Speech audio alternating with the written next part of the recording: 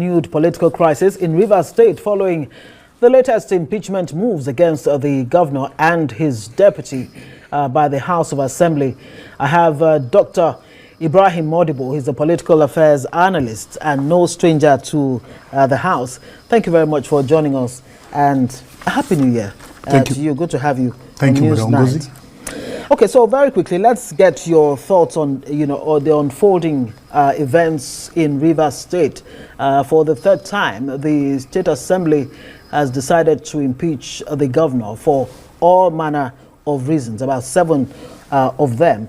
First off, what are your thoughts on that? And do you really think that Fubara can survive this? Thank you, Madam Ngozi. Happy New Year to you and entire Nigerians. At this moment of thought, at this moment of democratic challenges which Nigeria has been confronted with. Let me seek refuge under the philosophical thought of Napoleon the Great, who said, the world suffers a lot, not because of the violence of bad people, but because of the silence of good people. Right. Therefore, to me, the trajectory of the problems confronting Rivers State in particular has to do with conflict of power. Conflict of power between two people. These are the major problems. Based on my studies, based on my understanding of the political system that has confronted Rivers prior to this moment and up to this moment, I can see the hands of the former governor, who seems to be the Lord of Mano, and he's one person that, to me, that I see as a politician who has been participating in democracy and has been able to wield a lot of power and influence within the confines of Nigerian politics. Wike, to me, represents everything. A leader and also a man of good conscience and conduct, aspired not to be. For very obvious reasons. I have not for a very long time heard anywhere the Wike goes and people are cheering. Every time, sadness and trails wherever he goes, especially within the political dynamics of this country. Well, he said in that report now that people come to him and they're happy with him wherever he goes. He's happy. Right? Yeah. To me, people could be happy because maybe there are some spoils of office that they are getting. Apart from that, when it comes to real action of democracy, I can see that he is overplaying. There's a kind of drama, or what we say, he is dancing more than the rhythm of the drums. To me, he should have settled down. As a leader, there's no need for compulsion or for him to have an overwhelming influence on the state governor. Agreed, he's the godfather. So what?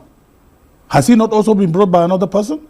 Has Wike also, under the purview of his administration when he was the governor, has he been trampled upon by others that made him up to the point of governor, from local government chairman to governor?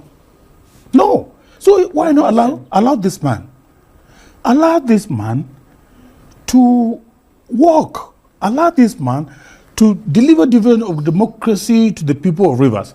But some would say this is not really necessarily, when you look at it, but a case of Fubara versus Wike, it's Fubara versus the State Assembly, who seek to impeach him for the third time. If you see a bird dancing on the road, there's somebody that's hitting the drum somewhere in the bush. For the members of the State House of Assembly to be behaving the way they did, or the way they are doing, there must be a trigger. And this trigger, from all the historical perspectives, seems to suggest from one man. Now, Madam Ngozi, let us ask ourselves this fundamental question. What has Governor Fubara done to deserve this movement towards impeaching him as a governor?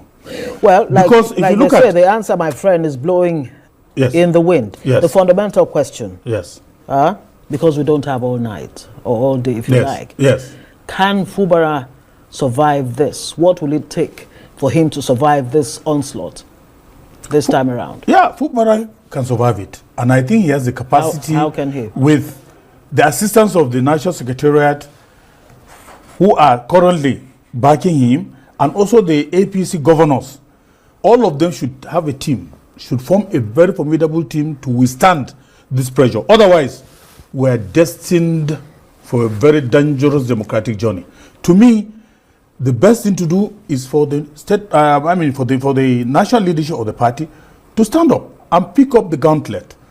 Make sure that this kind of thing is not allowed. After all, Wike is neither in APC nor in PDP. So what is his business in the party? And looking at even the State House of Assembly, most of their allegations that they've brought along, they are just frivolous allegations that I think it looks very comical. Demolition of Assembly Complex, unapproved budgetary spending, withholding of funds meant for Rivers Assembly Service Commission. Of course, the issue of the budget, refusal to obey Supreme Court ruling on House financial autonomy, seizure of salaries of clerk of Rivers Assembly, Emeka Amadi, on and on and on. They say he has failed to present another budget. You see, if God can forgive us of our sins, I do not see why the Rivers State House of Assembly should not be able to forgive the governor for what they perceive as a sin. Because already he has been punished by the government. They have made him to leave the seat, and they brought a sole administrator. What else do they want? And looking at the issue of budget, the issue of budget has already been passed by the National Assembly under the purview of the sole administrator. Therefore, what budget again does he need to submit to the Assembly? And then thirdly, if you look at the issue, some of them are just pedestrian. When I read them, I laughed because they are personal. They are all thinking about their private pockets, not thinking about the people. Fubara, based on my research and findings, has been able to do a lot. He has, I think so far they said he has done about 100,000 housing units for the poor. He has paid salaries and allowances of pensioners and what have you as at when due. And that even within the parameters of the national budget for the lowest income earner, he has perceived that. And almost every year he has been given the Rivers people the 13th month. I'm not from Rivers. I've never known Fubara from Adam. And I don't even know him. I've never met him. So in spite of what you say are his achievements, yes, the State Assembly still want him out. They still want to impeach him. Now, on the issue of how can he survive, President Tinubu once intervened. Not just once or twice. Should he intervene again? And on whose side really do you think Tinubu would be on? Who do you think may be sacrificed if it has to come, to that? For Tinubu, it is between the devil and the deep blue sea. Right. He has to take a stance. Therefore, as far as I'm concerned, he should be able to look at the two scenarios. Wike is not adding any value as far as I'm concerned to him politically within his party. And so far, there is now a fight between the executives of the party at the national level and at the state level with Wike. Which party are we talking about now? The APC. Yes. And therefore, to me, President Tinubu must pick up the gauntlet and then stand on a position. And the position I want him to stand is he should be able to nip this in the bud. Otherwise, all these governors that have come in from other parties that have jumped the fence and came into the party will know that they are not safe because Tinubu can abandon them at any time.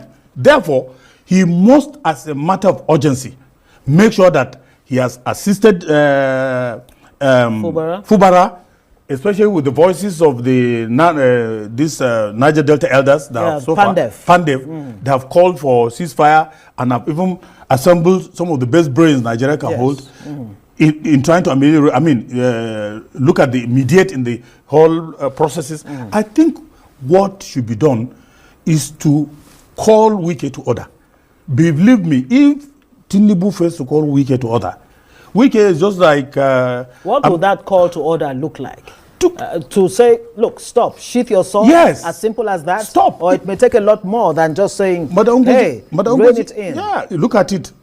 His absence within this point in time, going to Rivers to go and canvass, he has started politicking. And I'm surprised that the INEC Independent National Electoral Committee under this professor has not been able to stop him, because the professor, when he came right from day one, he has made sure that all the billboards of the president has been removed, and that is to show that there is neutrality. Now he has allowed Wike to be going to local governments to go and start campaigning. This is against the electoral law. He says it's a thank you. No, it doesn't matter. He has been assembling people and talking about the virtues of the president. Who is he deceiving? This is deception of impunity. So as far as I'm concerned, the state, the party should look inwards. The party should be able to tell the president, frankly, that look, we must save our own. This person is not in our party, and also it's a warning to President Bola Ahmed Tinubu. Believe me, the way I look at Wike, even Tinubu is not safe. He can torpedo Tinubu under any circumstance when it comes to politics and his interest. Look at what has happened in PDP. If Wike is annoyed, though, he's just like a bulldog. He can demolish anything that he wants to demolish, because he has the power, he has the influence, and he also has the resources. And he has a structure, according to him. Look, that structure, as far as I'm concerned, is a structure of trouble. Because a structure is meant to build, it's not to destroy. Look at wherever he goes, he bulldozes. Look at the PDP. PDP is not a skeleton or this of itself. Everything has collapsed. It seems to have collapsed. Because if you look at the way and manner, the party that presupposes that they are going to rule for 60 years, unfortunately, things have fallen apart and the center no longer holds. Yeah. Therefore, for Bola Ahmed Tinubu, it is a warning. Okay. The earlier he sacks Wike, let him go and face Fubara if he wants to fight. Did you say sack? Yes, you should allow him to go. Is that the only way out?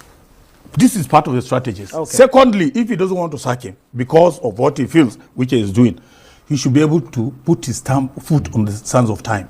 Make sure that everything that he does should be monitored, should be guided. Because believe me, if Fubara is removed with impunity through an enabler of impunity, it's a very sad state to our democracy. And that is a danger to our democracy. That means we're going to have...